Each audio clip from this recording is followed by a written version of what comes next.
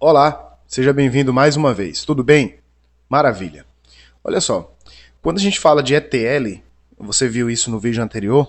Se você não viu, pausa esse aqui e dá uma olhadinha na nossa lista. Você vai ver esse vídeo, a importância do que é o ETL. O que eu quero trazer para você aqui é exatamente o ETL na prática. O que seria ETL, né? Olha só, você viu que ETL é extração, tratamento e carga. Eu estou com o Power BI aberto aqui. E o que é que isso daqui representa? O que é que eu tenho de ferramenta aqui no Power BI que me permite fazer o ETL de forma correta? Nessa versão que eu estou usando aqui do Power BI é a atualização de dezembro, se eu não estiver enganado, dezembro, janeiro, alguma coisa do tipo. Nessa atualização mais recente, aqui na frente o Power BI está trazendo para mim alguns exemplos de como poder utilizar o Power BI. Você pode utilizar importando dados do Excel, do SQL.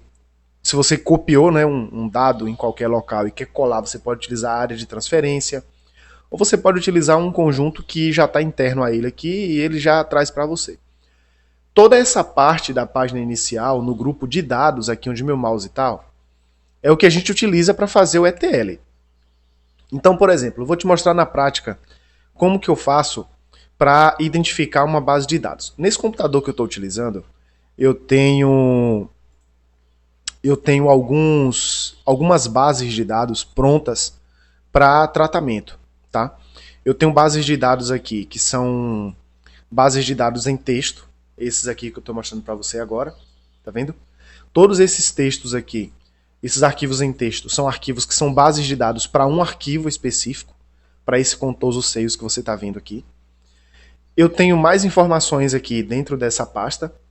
E nesse computador também eu tenho um servidor SQL instalado, eu tenho um programa SQL instalado, exatamente para eu ter mais possibilidade de tratamento de dados. Então, por exemplo, imagina que agora eu vou pegar o arquivo que está nessa pasta aqui, ó, tá vendo? A pasta DB contoso. Eu vou copiar esse endereço aqui de cima e eu vou me conectar, fazer o Power BI, fazer o Power BI se conectar a essa base. Então eu vou aqui em obter dados, eu vou lá no final mais, e aqui é onde começa a etapa da identificação da fonte de dados, né? O Power BI ele tem evoluído quase que diariamente. As atualizações elas acontecem hoje numa frequência mensal.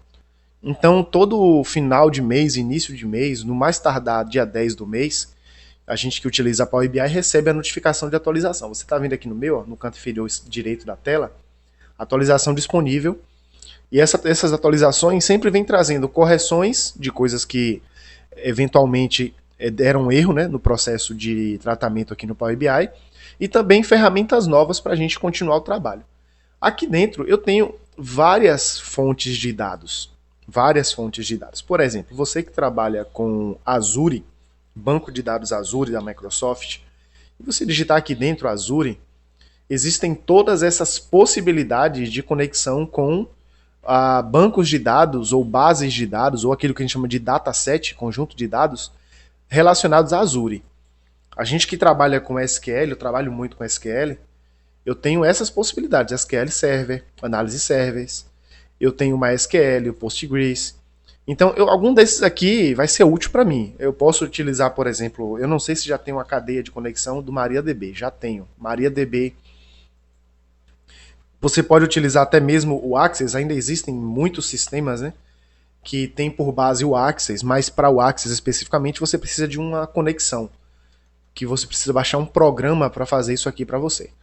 Para o meu caso aqui, eu vou pedir para o Power BI se conectar a uma pasta. Então cliquei aqui e cliquei em conectar.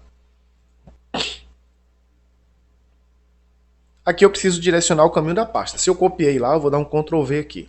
Ok. Pronto. Ele está dizendo aqui para mim que dentro desse caminho aqui, ó, existem dois arquivos, 2007 e 2008, e esses arquivos, eles podem ser tratados. Nas versões mais antigas do Power BI, nós tínhamos que transformar os dados e depois a gente tinha que fazer a extração. Nessa versão mais recente, Eu posso utilizar aqui, ó, combinar, eu vou clicar na setinha do lado de combinar, combinar e transformar. Você só usa isso aqui quando seus dados têm a mesma estrutura, tá? Se os seus dados não têm a mesma estrutura, não tem como utilizar. Olha só, deixa eu te mostrar aqui na tela. Esses dois dados aqui, essas duas bases aqui, ó, tem a mesma estrutura. Tá vendo? Tem a mesma estrutura. A mesma quantidade de colunas, não a mesma quantidade de linhas, mas a mesma quantidade de colunas. As colunas têm a mesma posição. Então, se elas têm a mesma posição, eu vou clicar em carregar, combinar, né? Na setinha de combinar, combinar e transformar dados. O que é que o Power BI vai fazer? Ele vai identificar o padrão ou os padrões aqui dentro com base no primeiro arquivo, ou eu posso escolher qualquer um deles aqui. Visualizo o que tem dentro desse arquivo.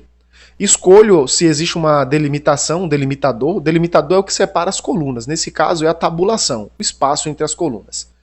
E aqui eu vou clicar em OK.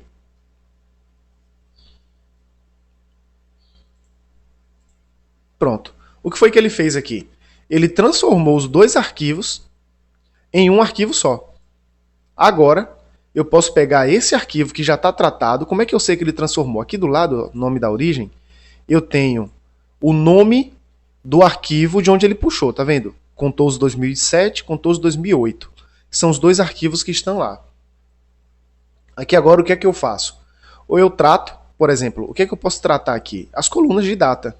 Que as colunas de data eu não quero exibir dessa forma, eu quero exibir somente data. Então eu clico sobre uma das colunas, eu vou na guia transformar, no grupo de coluna de data e hora, clico sobre o grupo de data, somente data.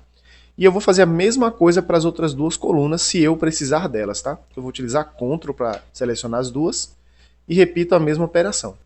Aqui, nada mais me resta a não ser carregar o arquivo. E aí agora eu vou para a página inicial, fechar e aplicar, fechar e aplicar.